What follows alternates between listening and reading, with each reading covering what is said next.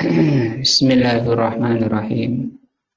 Assalamualaikum warahmatullahi wabarakatuh. Alhamdulillahi rabbil alamin wa bihi nasta'in ala amri dunya waddin. Asyhadu an la ilaha illallah wa asyhadu anna Muhammadan abduhu wa rasuluh. Allahumma shalli ala Muhammadin wa ala alihi wa sahbihi ajmain. Wa ba'du. Pelajaran kita malam ini tafsir juz amma. Sebagaimana telah kita maklumi, kita pahami bersama bahwa pelajaran terbaik adalah mempelajari Al-Quran. Rasulullah SAW bersabda, khairukum man ta'allama al-Quran wa 'allamahu. Sebaik-baik kalian adalah yang mempelajari Al-Quran. Semoga Allah SWT benar-benar menakdirkan kita semua menjadi orang terbaik sebagaimana disabdakan oleh Rasulullah SAW. Kita di tafsir surah Al-Fatihah ayat pertama.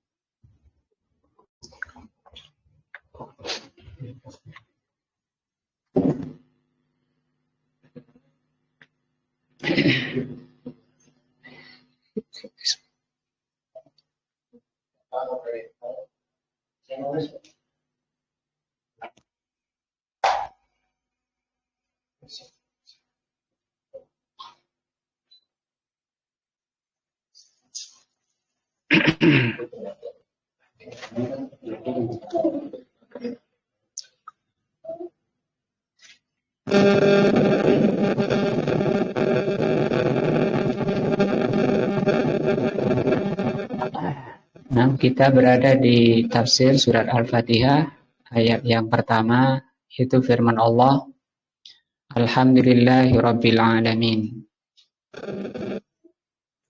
Qauluhu ta'ala, firman Allah, Alhamdulillahi rabbil alamin. Alhamdu wasful mahmud. Alhamdu ini mensifati atau pensifatan terpuji atau sifat terpuji. Itu alhamdulillah, sifat terpuji bagi Allah. Alhamdu ini sifat terpuji bil kamal, dengan kesempurnaan. Artinya kalau memuji seseorang tapi pujiannya tidak sempurna, itu tidak mengatakan alhamdu, ha, mim, dal. Tapi kalau pujiannya sempurna, itu pakai ha, mim, dal. Hamdun, kalau diberi alhamdu. Karena kata beliau, wasful mahmud, memuji yang mensifati yang dipuji dengan kesempurnaan. Yang dipuji di sini adalah Allah. Jadi ketika kita membaca ini mensifati Allah dengan apa? Sifat kesempurnaan, tidak cukup itu,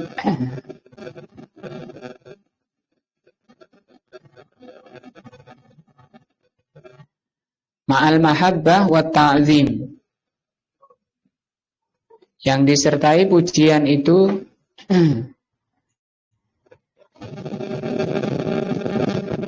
dengan kecintaan dan ta'zim.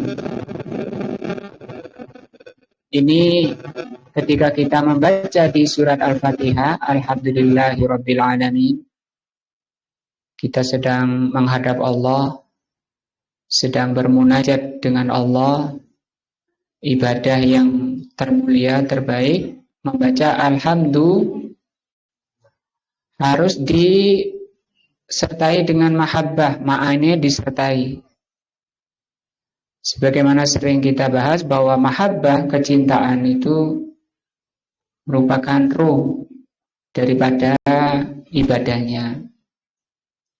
Artinya sholatnya ketika membaca ini, ketika sholat kok tidak ada mahabbahnya, maka sholatnya seperti badan yang tidak ada ruhnya, alias mati. Kemarin juga sudah dibahas bahwa mahabbah itu nur, cahaya di hati. Kemudian mahabbah juga dikatakan kemarin itu qutul qalbi, makanan pokoknya hati itu mahabbah. Jadi ini merupakan rukun dan ruh daripada sholat. Ketika kita membaca ini harus ada mahabbahnya, harus ada kecintaannya. Cuma kecintaan ini buah daripada pengkajian sifat Allah. Alhamdulillah di masjid ini sudah Allah takdirkan bisa mengkaji sifat-sifat Allah lewat kajian syarah Al-Asmaul Husna. Buah dari mempelajari sifat Allah ini nanti munculnya mahabbah. Mahabbah, kecintaan itu buah daripada mengkaji atau mengenal Allah melalui pemahaman terhadap nama-nama dan sifat Allah. Dan nilai manusia, nanti nilai ibadah itu tergantung cintanya ini. Sehingga ketika beribadah, kalau tidak ada cintanya, tidak ada mahabbahnya, itu dikatakan ibadah yang mati. Mahabbah itu ada, kecintaan itu bisa dari dua sisi, dari Allah dan dari hambanya.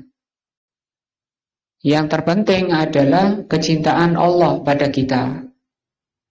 Kalau kecintaan kita pada Allah itu, hampir semua orang mengaku cinta kepada Allah.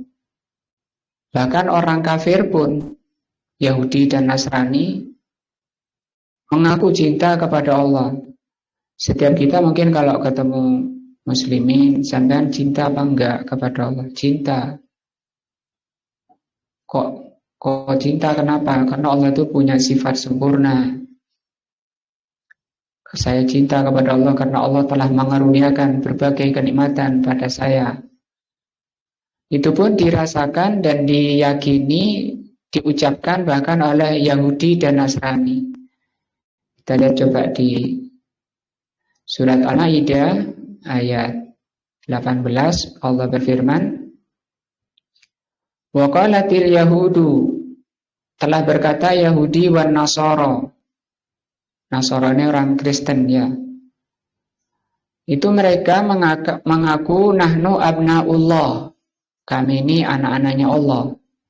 Anak kesayangan Allah. Wa hibba'uhu. Dan kecintaan Allah, atau di sini diartikan kasih sayang Allah. Artinya orang kafir pun mengaku cinta kepada Allah, padahal orang kafir itu kekal di neraka. Mereka tidak akan merasakan enak sama sekali di neraka. Walaupun mereka di dunia ini merasakan kenikmatan-kenikmatan, tapi itu surganya orang kafir, kata Rasul sallallahu alaihi wasallam, ad-dunya jannatul kafir wa sijnul mu'min. Dunia itu surganya orang kafir, dan penjaranya orang beriman. Maka bukan pengakuan kecintaan itu. Sehingga setiap orang yang mengaku cinta kepada Allah, ketika banyak orang mengaku cinta kepada Allah, maka Allah turunkan ayat ujian untuk menguji benar tidaknya pengakuannya. Diterangkan dalam surah Ali Imran ayat 31. Qul in kuntum tuhibbunallah.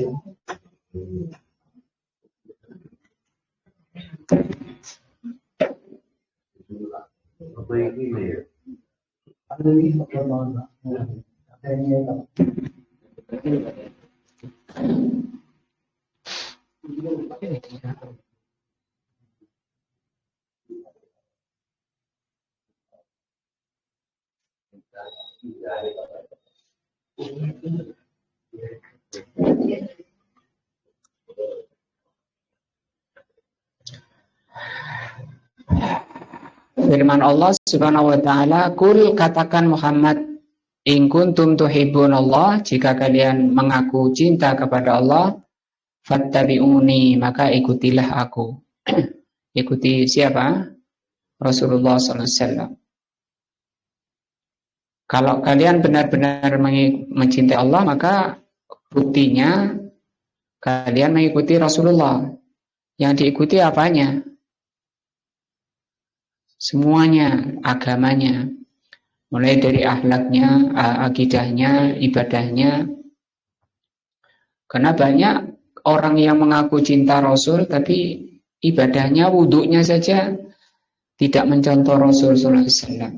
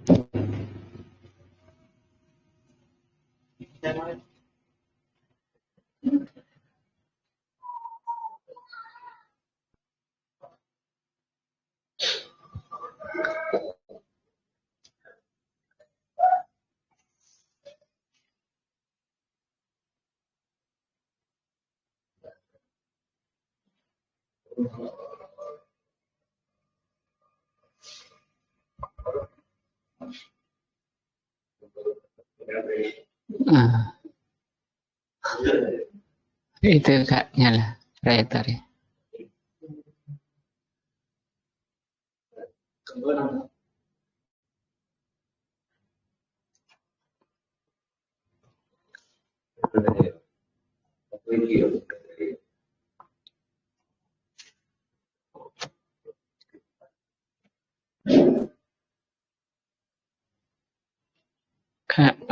Layar tancap.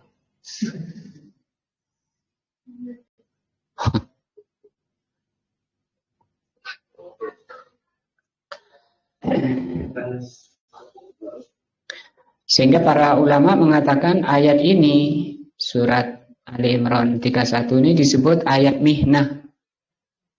Mihnah itu ayat untuk ngetes, untuk menguji kejujuran orang yang mengaku cinta kepada Allah.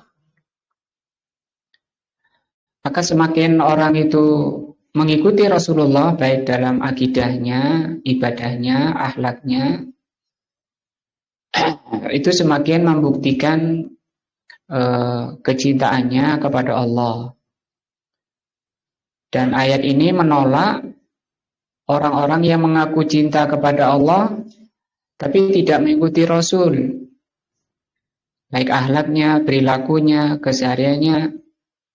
Padahal Allah Subhanahu wa taala berjanji di ayat ini Allah akan mencintainya asalkan benar kecintaan kalian. Wa yaghfir lakum dzunubakum, dan Allah akan mengampuni dosa-dosa kalian, wallahu ghafurur rahim. Al-Imam Ibnu Qayyim di dalam kitab Madarij membahas ayat ini. Contoh ketika Rasulullah SAW baru diangkat jadi Rasul, Allah berfirman, ya ayyuhal muddatsir, wahai yang berselimut, kun, apakum, berdirilah, ajak tidurai, fa'anzir, maka berilah peringatan. Terutama dimulai dari keluargamu yang dekat. Itu langsung Rasulullah SAW bangkit, berdiri, memanggil seluruh tokoh-tokoh Quraisy, disampaikan visi dan misi beliau secara terang-terangan. Dikatakan Al-Imam Al-Qayyim di kitabnya, orang yang mengaku cinta kepada Rasul, kepada Allah, mengikuti Rasul SAW, langsung berjihad. Nah, ikut berjihad, maka berjihad termasuk bukti orang itu mencintai Rasul. Nah, kembali ke ayatnya. Ini mahabbah ini merupakan ruhnya dan rukunnya ibadah ketika kita sholat, penuh kecintaan, dan ini merupakan muharrik. Oleh para ulama disebut muharrik, itu penggerak seseorang untuk melakukan ketaatan kepada Allah, menghilangkan kemalasan, menghilangkan lemot di dalam beribadah kepada Allah. Jadi hatinya itu sangat sensitif, ketika dipanggil oleh Allah Subhanahu wa taala langsung bangkit dengan penuh keridhaan, penuh kesenangan, lapang dada. Kenapa? Karena dia sangat cinta. Dan itu dirasakan sendiri, bahkan diucapkan oleh Rasul sallallahu alaihi wasallam, wa ju'ilat qurratu aini fis shalah. Allah jadikan penyejuk hatiku dengan salat, dalam salat.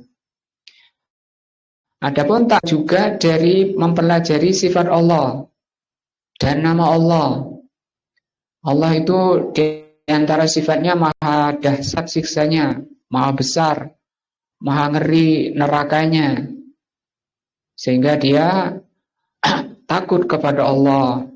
Maka ini merupakan dua sayap burung berjalan terbang menuju Allah dengan melalui ibadah.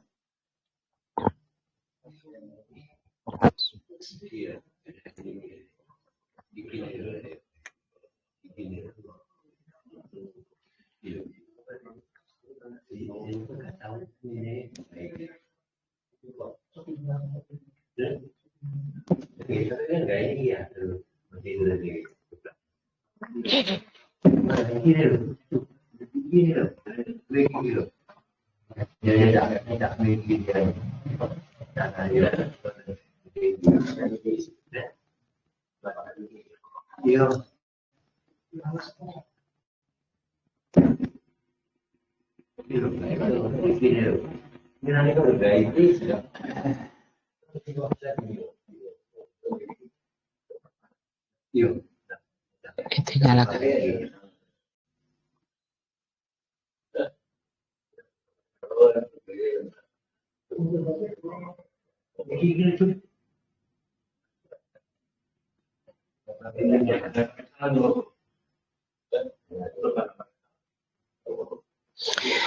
Kata Imam Ibnu Qayyim rahimahullah, ketika orang itu terbang menuju Allah Subhanahu wa taala harus mempunyai dua sayap yang imbang. Bukan kata Imam Ibnu Qayyim, ya, kata Imam Ahmad rahimahullah. Apa sayapnya? Yaitu cinta dan khauf, takut. Takut kepada Allah ini kenapa? Karena Allah itu maha agung, yang disebut dengan ta'zim. Dua sayap ini tidak boleh harus imbang keduanya. Seperti burung ketika terbang, akan bagus terbangnya kalau dua sayapnya bagus. Dan dengan kedua sayap yang bagus itu hendaknya dengan yaitu cinta dan takut, maka orang itu akan bagus terbangnya kepada Allah. Tergantung dari tingkat kecintaannya kepada Allah. Maka cinta dan mahabbah dan ta'zim, cinta sendiri ini merupakan karunia dari Allah Azza wa Jalla pada siapa yang Allah kehendaki. Kita berusaha mempelajari di antara kemarin yang dibahas bahwa untuk mencapai kecintaan Allah atau kecintaan kepada Allah, kita mempelajari ayat-ayat Allah, Al-Quran, seperti yang sedang kita jalani. Artinya ketika selesai kita belajar tafsir ini, mestinya buahnya semakin cinta kepada Allah. Di samping kita berusaha untuk mempelajari nama dan sifat Allah, kita diajarkan berdoa, memohon kepada Allah. Seperti yang disebutkan dalam hadis sahih. Nah, hadis ini sahih bahwa Rasulullah SAW berdoa kepada Allah Subhanahu wa taala. Hadis dari Abu Darda. Ya, doanya kalau bisa dihafal bagus. Allahumma inni, ya Allah sesungguhnya aku as'aluka, memohon kepadamu, hubbaka. Apa artinya? Ya Allah, aku mohon kepadamu mencintaimu, ya. Wa hubba man yuhibbuk, dan mencintai orang yang engkau cintai. Para malaikat, ya, para rasul, para nabi, terus orang-orang syuhada, sholihin, ya, as-siddiqin. Wa hubba kulli amalin, dan aku memohon kepadamu mencintai setiap perbuatan yuqarribuni, yang bisa mendekatkan aku ila hubbik, yang bisa mendekatkan aku kepada kecintaan kepadamu.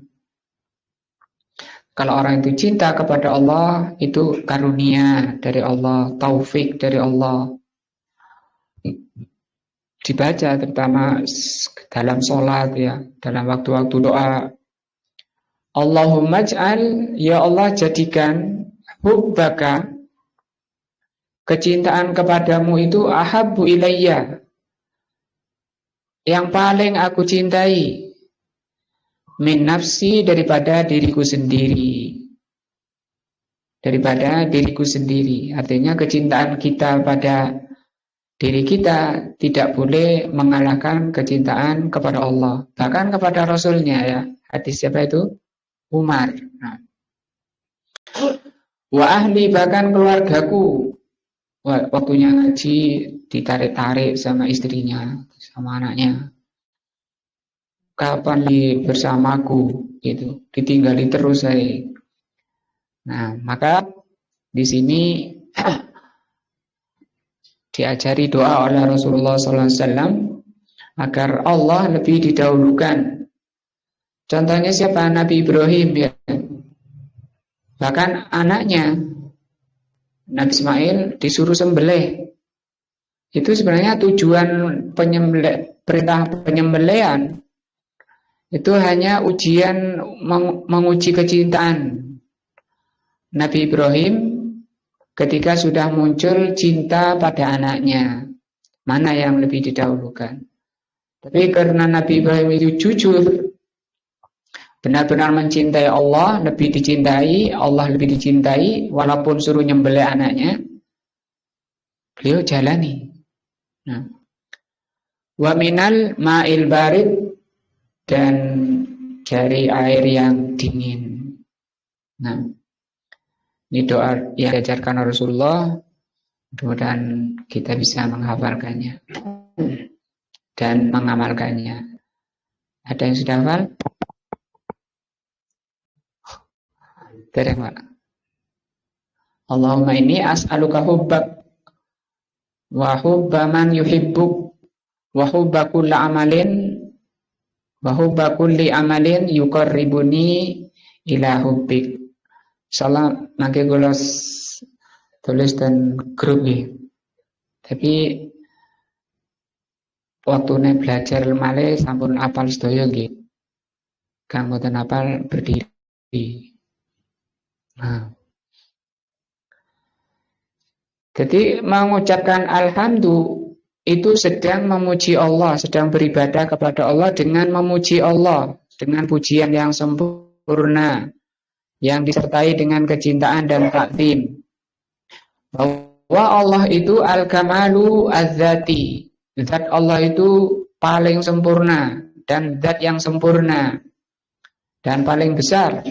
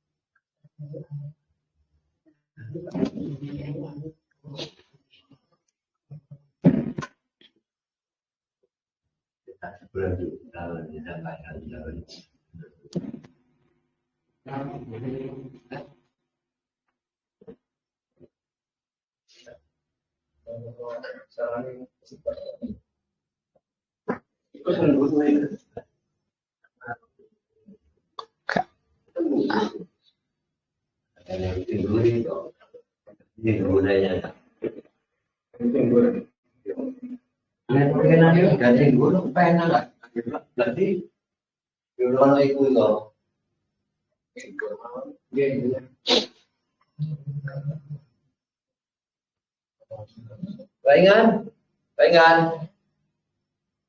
Apa?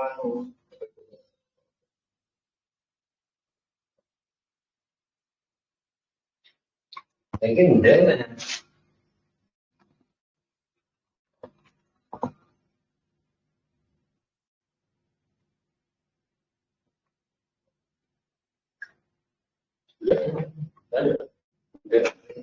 Udah, minggu hari kok.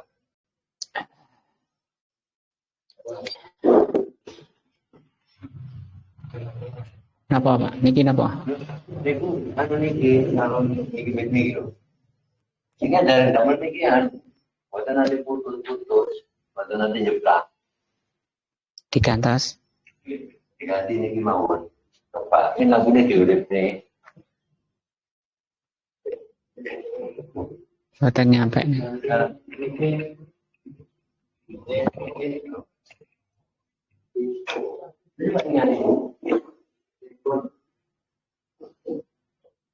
Oh iya. Kalau semuanya siapa? Oh. Oh iya, so.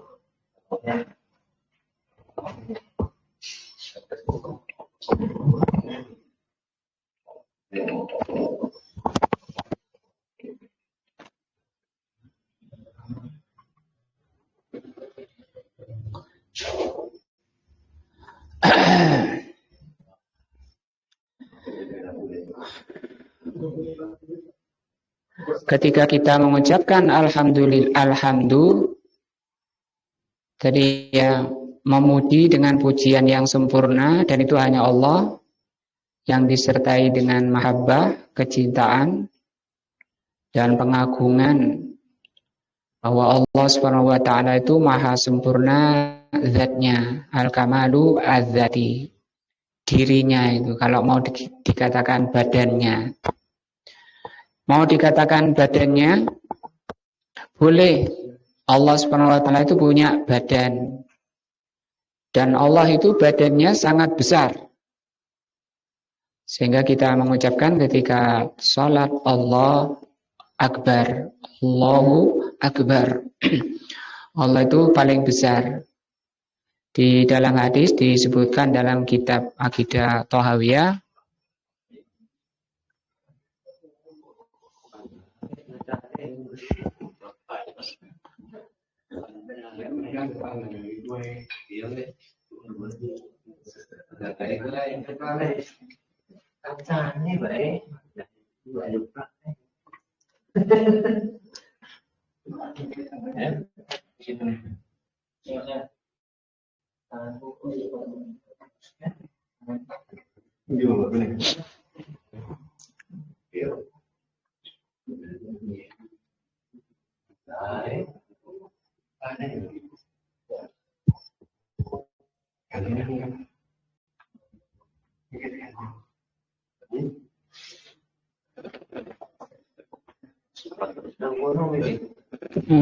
balik lagi.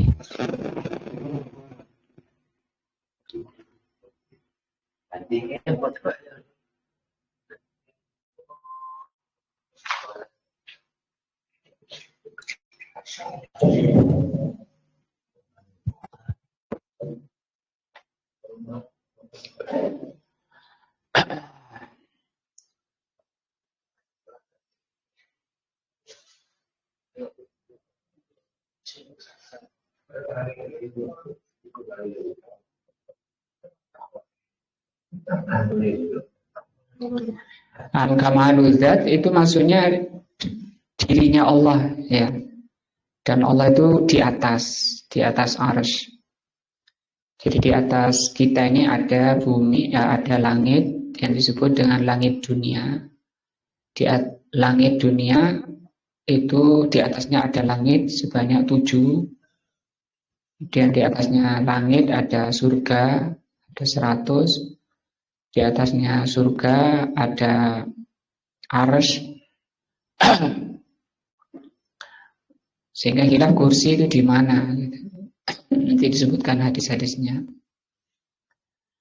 Di atas arsy itu Allah yang maha besar. Kata Rasulullah SAW, kalau seluruh makhluk mulai dari arsy sampai makhluk terkecil diletakkan di tangan Allah, seperti kita meletakkan biji sawi di tangan kita, atau biji yang sangat kecil di tangan kita. Saking apa? Besarnya Allah Azza wa Jalla. Wal wasfi, dan demikian juga sifatnya. Allah itu sifatnya maha sempurna. Seperti melihat itu sifat. Mencipta, Al-Khaliq. Al-Khaliq itu nama Allah. Kalau sifatnya Al-Khalqu, sifatnya Al-Khalqu itu mencipta. Itu sempurna sekali, Pak, penciptaan Allah. Mulai yang nampak bagi kita seperti binatang-binatang kecil, itu bisa Allah Subhanahu wa taala bisa makhluk yang terkecil tadi membuat dengan perangkat hidup.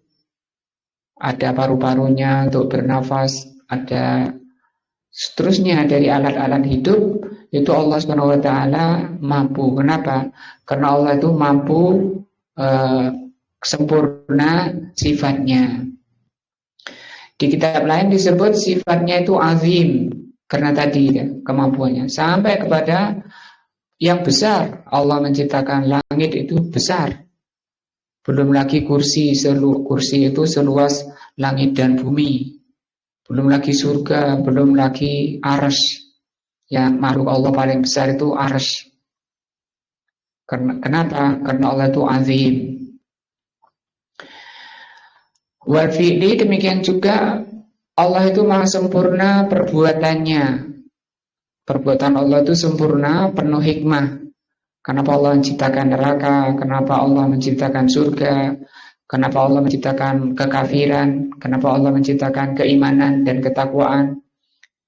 Nah, nanti insya Allah kita bahas di tafsir La ilaha illallah di acara kita. Fahuwa, maka Allah Subhanahu wa taala itu kamilun fi dzatihi. Allah itu maha sempurna zatnya. Wa sifatihi, dan sifatnya. Wa af'alihi, dan sempurna perbuatannya. Ini harus difahami ketika kita membaca alhamdu. Wala budda min qayyidin. Ketika membaca alhamdu ini harus ada batasan. Apa batasannya? Wa huwa al-mahabbatu wa ta'zim.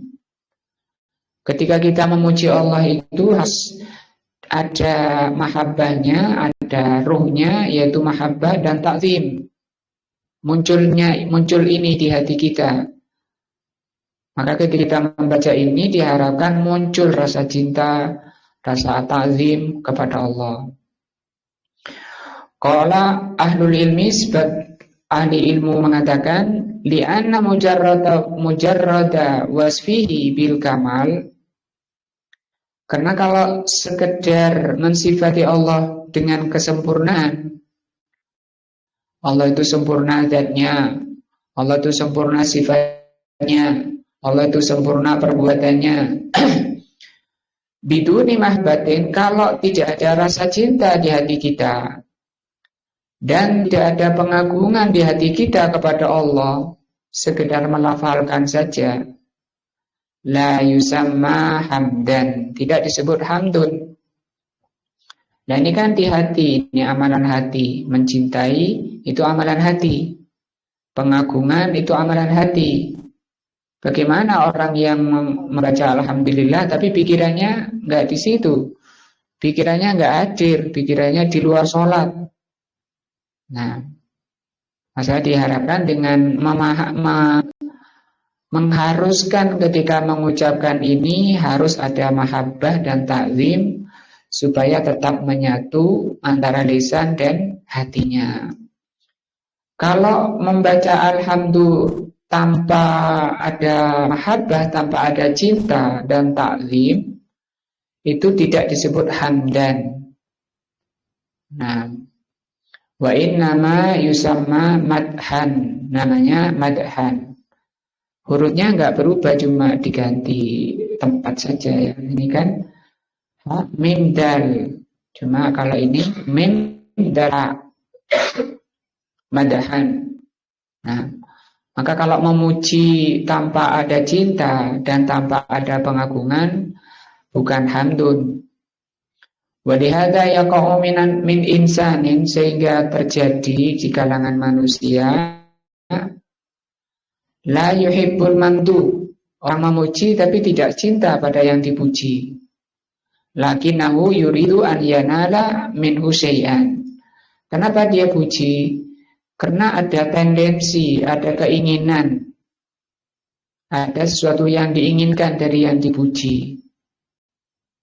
Tadi itu ba'dul syu'ara, seperti engkau dati sebagian ahli syair, yakifu amamal umara, yang berdiri di depan pemimpin, di depan para pejabat. Wah, para pejabatnya dipuji-puji. Semakin dipuji nanti amplopnya tambah tebal. Nah, kan berarti ada tendensi. Nah, dia tidak cinta sebenarnya pada pejabat itu. Tidak ada kecintaan di hatinya. Cuma ada tendensi saja. Sumayati lahum bi awsafin azimatin. Kemudian dia baca syair-syair yang isinya pengagungan kepada dengan menyebut sifat-sifat yang besar pada pemimpinnya, pejabatnya. La mahabbata fihim, la mahabbata fihim, padahal dia tidak cinta pada pejabat tadi yang disebutkan sifat-sifatnya. Walakin mahabbata fil mal, dia puji pejabat itu karena cinta pada bayarannya. Alladzi yu'tunahu, yang akan diterima. Au khaufan minhu, atau karena takut sehingga tidak ada ta'zim. Nah, karena takut dia mungkin diancam, kalau engkau tidak bisa enggak tak bayari. Nah, walakin hamidna, tetapi ketika kita membaca alhamdu, ketika kita memuji Rabb kita azza wa jal, hamdul mahabbatun, Maka kita membaca alhamdu dengan penuh kecintaan wa ta'zim. Mungkin yang berat menghadirkan hati ini ya, karena hati itu gampang berubah. Tadi sebelum sholat kayak iyo ya, sudah disiapkan jiwanya. Begitu takbir, syaitan datang. Nah, kata Rasul, yudzakiru hadza, diingatkan ini, diingatkan itu. Nah, sampai bulu dari tuburnya itu ditarii sama syaitan itu, supaya terasa kayak ngentut, kayak gitu. Supaya orang itu walaupun sholat itu tidak mendapatkan pahalanya, supaya sholatnya busuk. Itu kerja syaitan. Falidzalika shara la budda minal qayyid fil hamdi anahu wasful mahmud. Dari situ kalau membaca alhamdu harus ada ruhnya bacaannya itu, bukan hanya di lisannya. Makanya diresapi ketika baca di alhamdulillahi rabbil alamin. Rasulullah bacanya ya per ayat gitu. Sampai kan para Rasul sendiri nangis kan ketika baca itu. Dan itu bukan nangis sedih, tapi karena haru. Nangis haru itu campuran antara mahabbah dan ta'zim. Kalau bahasa kita apa? Karena Rasulullah kan cuma tidak meraung-raung. Nangisnya Rasul kalau sholat itu tidak meraung-raung, tidak keluar suaranya dari mulutnya, tapi kata istri beliau kalau nangis itu kayak air yang mendidih, kayak air mendidih.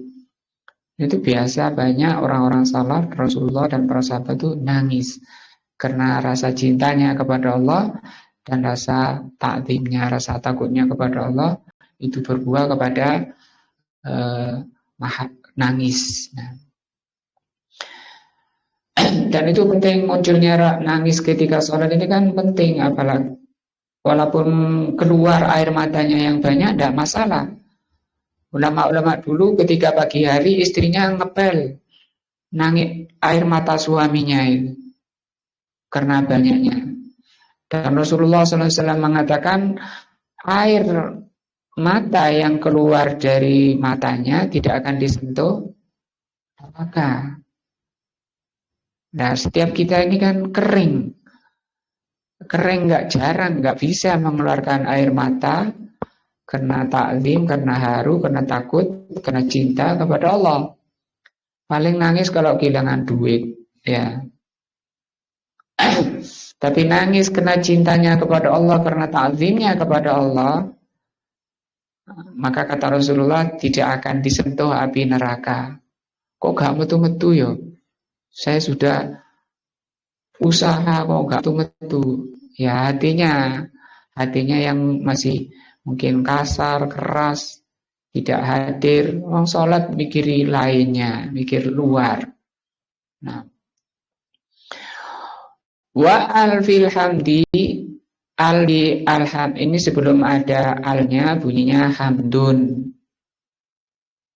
diberi al. Kenapa kok diberi al oleh Allah Azza wa Jalla? Ini kata beliau lil istighraq, dalam rangka istighraq. Istighraq itu istaghraqu jami'al mahamid, menghabiskan seluruh pujian.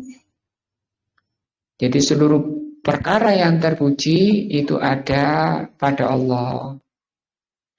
Alhamdulillah, ya. Ini asalnya Allah diberi lam huruf jar, asalnya li Allahi. Kemudian alnya dibuang. Seperti pada pembahasan bismillah itu ya. Asalnya li Allahi. Alnya dibuang karena seringnya dipakai menjadi bacanya lillah. Lamnya ini maknanya apa? Al-lamu lil ihtisos. Lamnya ini di awal ini namanya ikhtisos, penghususan. Berarti segala kalau atau semua pujian itu khusus bagi Allah atau khusus milik Allah. Wal istihqaq, dan lamnya ini disebut dengan istihqaq. Ada dua ya, lam ini maknanya dua. Nah, kalau nggak belajar tafsir ya nggak ngerti. Lamnya saja ini dua maknanya apa? Ikhtisos dan istihqaq. Ikhtisos artinya khusus. Lam itu ini milik Allah saja. Ada alnya lagi. Nah, hak mim dal lagi. Apa bedanya dengan lain? Kalau hak mim dal harus ada mahabbah dan ta'zim. Kalau nggak ada mahabbah dan ta'zim, nggak boleh pakai hak mim dal. Yang kedua, lam ini bermakna istihqaq, artinya yang berhak. Yang berhak diberi hamdun itu hanya Allah saja. Karena nggak ada yang sempurna, yang menghabiskan sifat sempurna kecuali Allah. Sebaik-baiknya orang, ya. Itu mesti ada salah, ada celah, ada cacatnya, ada kurangnya. Wallahu, dan Allah asalnya kayak gini. Allah, ini namanya apa? Apa namanya ini? Bacanya Allah ya. Namanya lafzul jalalah ya. Lafaz jalalah. Kok disebut lafaz jalalah? Ini lafaz.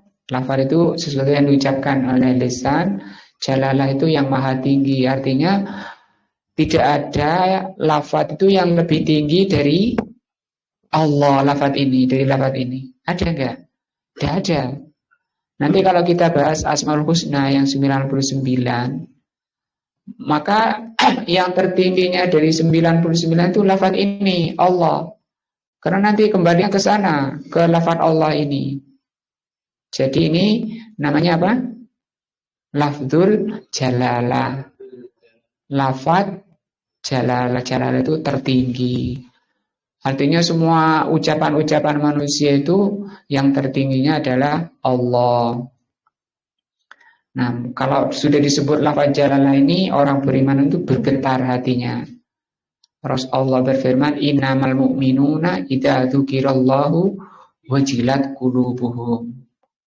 Nah, aku sering krungu gak gemetar. Nah, itu masalah di hatinya ya. Allah ini, lafaz jalalah ini, ismu Rabbina azza wa jalla, itu nama Rabb kita. La yusamma bihi ghairu, tidak boleh memberi nama dengan lafaz ini selain Allah. Wa maknahu, maknanya Allah sendiri apa? A'lu. Ma'lu itu yang disembah. Kan setiap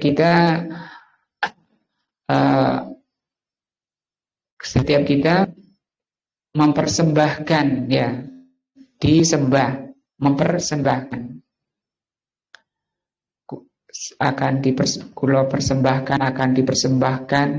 Nah, disebut bahasa Arab itu ma'lu. Ma'lu itu atau juga diartikan ma'lu itu ikatan. Jadi yang diikatkan, yang diikat di dalam hati itu Allah azza wa jalla. Maka ini yang paling berhak untuk diikatkan di dalam hati, dihadirkan ke dalam hati. Atau tadi kepada Allah lah dipersembahkan zahir dan batin kita. Nah, sehingga ketika kita membaca inna salati, terus wa nusuki wa mahyaya wa mamati lillah. Lillah itu artinya ku persembahkan. Iya kan? Ku persembahkan. Persembahan di dalam bahasa Arab disebut ma'lu. Ini makna Allah. Maksudnya ma'lu itu apa? Al-ma'bud. Ma'bud yang diibadahi. Ibadah itu apa? Kemarin sudah dibahas.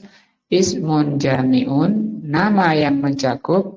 Pak Yar kayak kesiapan. Ini kata setan ahad nih. Nama yang mencakup semua yang dicintai dan diridhoi, baik perkataan maupun perbuatan, baik yang zahir maupun yang batin. Bisa diulang Pak Mian? Ibadah adalah nama yang mencakup semua yang dicintai dan diridhoi, baik perkataan maupun perbuatan, baik yang zahir maupun yang batin. Itu ibadah. Nah, maka semua perbuatan manusia, zahir maupun batin, ucapan maupun perbuatannya, selama dicintai dan diridhoi oleh Allah disebut ibadah. Tapi harus ada ruhnya. Apa ruhnya? Ini hubban wa ta'ziman. Penuh kecintaan dan pengagungan. Mas ya cuma masak, bikin kopi. Oh kok ono jadwal taklim, tak gawe kopi ustad. Nah, asalkan bikin kopinya ikhlas karena Allah, dengan penuh kecintaan, penuh kecintaan dan pengagungan, wah itu masuk ibadah, dapat pahala bikin kopinya. Nah, dicampuri jahe mana, jejer lurus, kemarin jejer tambah susu. Wa qauluhu ta'ala rabbil alamin, ini penutup ayatnya ya. Artinya yang mengurus alam. Kalau diterjemahnya yang mencipta alam gitu ya. Ar-Rabbu huwa Rabb itu maknanya man ijtama'a fihi salah satu ausofin. Disebut Rabb itu kalau terkumpul padanya 3 sifat baru disebut Rabb. Pertama, al-khalqu, mencipta. Nah, ini nggak ada yang bisa mencipta kecuali Allah. Walaupun tukang mebel bikin meja itu sebenarnya dia tidak mencipta, dia hanya merubah dari bentuk ke bentuk. Yang bikin kayunya siapa? Nah, bahan-bahannya semua dari Allah. Terus yang memunculkan pikiran itu Allah. Yang membuat ide-ide itu, yang mengilhami itu Allah. Wal milku itu yang memiliki alam, ini namanya. Yang kedua, yang memiliki itu hanya Allah. Walaupun Pak Mian punya tangan, itu sebenarnya bukan tangannya Pak Mian sendiri, itu milik Allah hakikatnya. Karena Pak Mian tidak bisa menggunakan seenaknya. Mulutnya, walaupun mulutnya Pak Mian, tidak bisa seenaknya menggunakan mulutnya, karena ada pemilik hakiki namanya. Ada pemilik hakiki. Siapa itu? Allah. Maka kalau mau menggunakan tangan, kaki, mulut harus atas izin pemiliknya, dicintai dan diridhoi oleh Allah tadi. Sehingga kita bicara yang dicintai, bicara yang diridhoi, masuk ibadah. Nah, Rasul bersabda, "Man kana yu'minu billahi wal yaumil akhir falyakul khairan aw liyasmut." Yang ketiga, disebut Rabb itu kalau dia at-tadbir. Tadbir itu yang mengurusi. Mulai yang mengurusi alam ini Allah.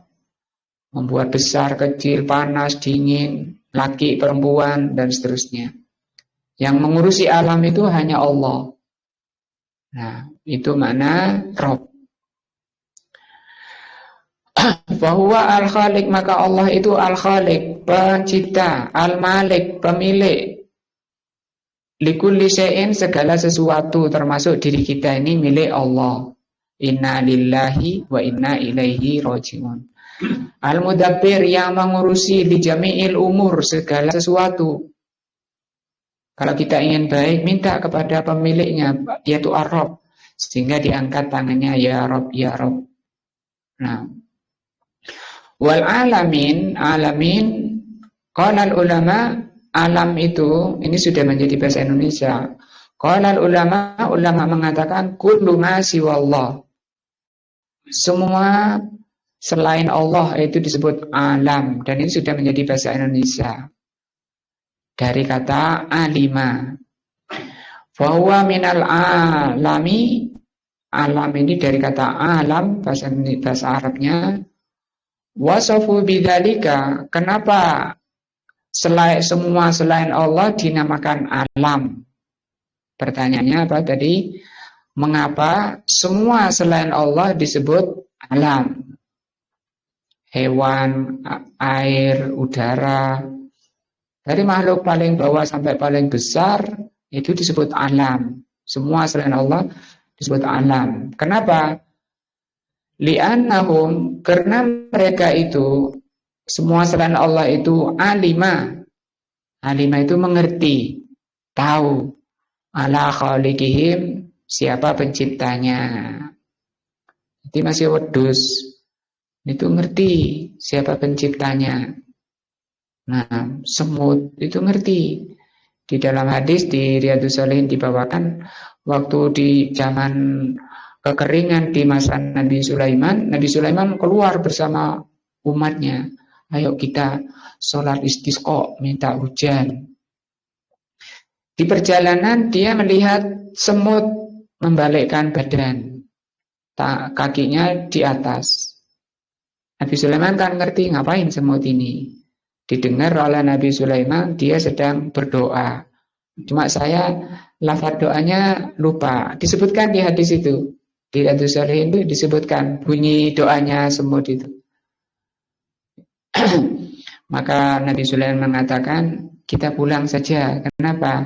Ini sudah ada yang minta hujan pada Allah malu. Lek sama-sama ngangkat tangan, lek keyakinan kita mungkin doanya semut lebih mustajab ya. Kan dia nggak berdosa. Kalau kita kan banyak dosanya gitu Pak. Nah, jadi semua bertasbih kepada Allah. Semua memuji Allah, membersihkan Allah. Walahu yusabbihu lahu ma fis samawati wal ardh. Semua bertasbih kepada Allah. Kok bertasbih kenapa? Karena mereka itu mengenal Allah. Fa fi kulli shay'in minal makhluqat, maka segala sesuatu makhluk Allah itu, di makhluk Allah itu ayatun, tanda.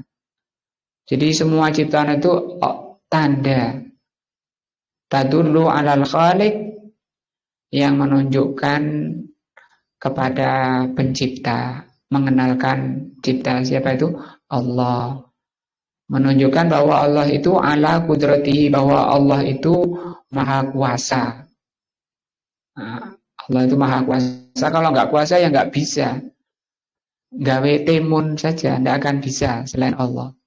Kok Allah bisa ya? Ya karena Allah itu punya nama Al-Khaliq. Terus Al-Khaliq ngapain? Kenapa? Al-Khaliq itu maha kuasa. Ini kudro. Nah, wa hikmatihi, dan Allah itu maha bijaksana. Wa rahmatihi, Allah itu maha penyayang, maha rahmah. Sehingga bamian dibuatkan kangkung, dibuatkan lombok, dibuatkan tomat, dibuatkan pindang, macam ikan di laut. Dan karena orang suka pindang banyak, maka setiap ikan itu bisa beranak ratusan. Nah, wa izzatihi, dan semua tadi ciptaan-ciptaan Allah itu menunjukkan keperkasaan Allah. Wa ghairu dzalika min ma'ani rububiyatihi, dan masih banyak mengandung nama-nama dan sifat Allah pada ciptaan Allah. Walaupun cuma sekedar lombok, berambang. Jadi ibu-ibu berambang, lombok, timun, laos, jahe, kencur, itu semua ayat. Di situ Allah menerangkan, mengenalkan dirinya. Dari itu bahwa Allah itu maha kuasa, supaya semakin cinta kepada Allah. Alhamdulillah tidak enak bumbu ambil Allah. Masing-masing kan tidak sama, warnanya nggak sama. Sindai pedes, lebih pedes lagi laos dan seterusnya. Singkenpur tidak pedes kayak laos dan seterusnya. Itu ada hikmah masing-masing. Nah, insyaallah ini tafsir surat Al-Fatihah ayat pertama. Dengan ini tadi ya disebutkan di awal, buah dari mempelajari satu ayat akan membuahkan semakin cinta kepada Allah Azza wa Jalla. Dan tadi diajari doanya agar Allah mengaruniakan apa? Rasa cinta. Pak Ahmad kayaknya apal ini doanya. Ya Allah, aku mohon kepadamu kecintaan kepadamu. Itu artinya. Bahasa Arabnya hubbak. Allahumma inni as'aluka hubbak wa hubba man yuhibbuk.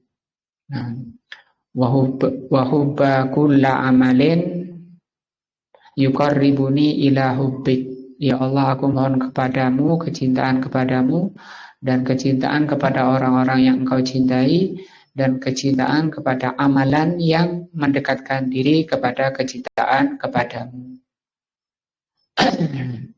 Ya Allah, jadikanlah kecintaan kepadamu lebih aku cintai daripada diriku dan keluargaku.